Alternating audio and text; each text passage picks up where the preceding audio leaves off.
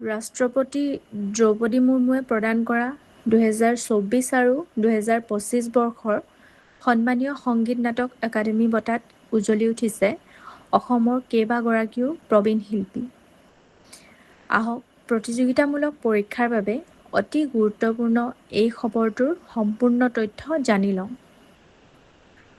সংস্কৃতি মন্ত্ৰালয়ৰ অধীনৰ নতুন দিল্লীৰ সংগীত নাটক একাডেমীয়ে দেশৰ পৰিৱেশ্য কলাসমূহক এই প্ৰতিষ্ঠানিক স্বীকৃতি প্ৰদান কৰিছে।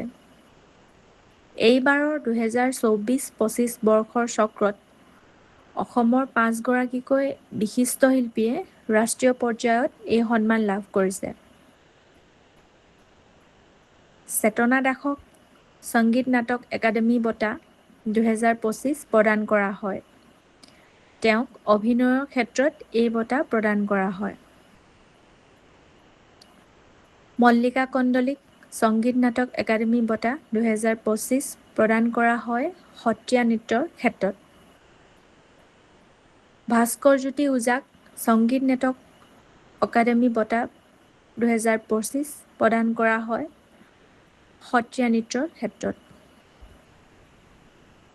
প্ৰেম ওজা বৰবায়নক সংগীত নাটক একাডেমী বঁটা 2024 প্ৰদান কৰে সত্ৰীয়া নৃত্যৰ ক্ষেত্ৰত। বিপুল চন্দ্ৰ দাসক সংগীত নাটক একাডেমী বঁটা 2024 প্ৰদান কৰা হয় কথক নৃত্যৰ ক্ষেত্ৰত।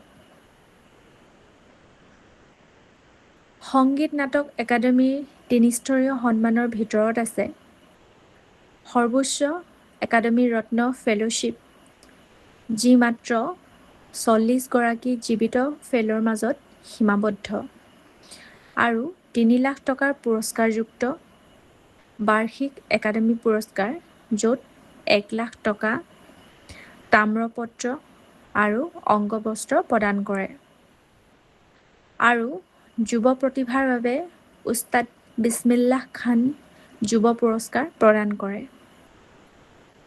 এই সন্মানে 15 শতিকাত মহাপুৰুষ শ্ৰীমন্ত শংকৰদেৱ আৰু মাধৱদেৱৰ নৱবৈষ্ণৱ আন্দোলনৰ দ্বাৰা সৃষ্টি হোৱা আমাৰ সত্ৰীয়া ঐতিহ্যক সমগ্ৰ দেশতে আৰু অধিক উচ্চ স্থানলৈ লৈ গৈছে।